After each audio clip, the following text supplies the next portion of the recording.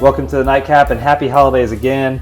Tonight we will be making bourbon eggnog. So simple eggnog and then bourbon on top of it. You're going to have it around the holidays, so go ahead while you're drinking this with your friends and family.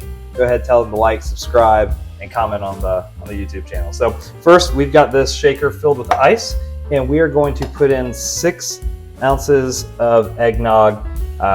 Was thinking about making the eggnog, but honestly, y'all probably just going to go ahead and get it from a carton at the store, and so am I. So let's keep this better than average in less than average time.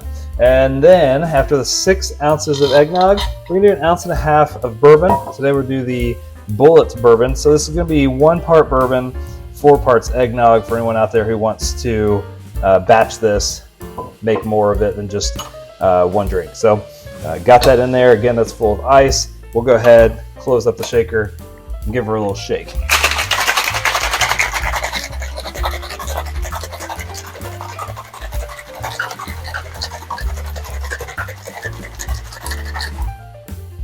Okay, so that's nice and shaken.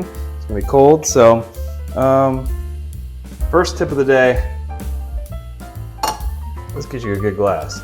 Now, pour that down. Some people like to put it on ice, other people don't. When you're shaking it, it's chilled enough that you don't need to put the ice in the glass. So one reason I like to shake it. So you get some ice shards in there, pouring that up, beautiful. So that's going to be the drink.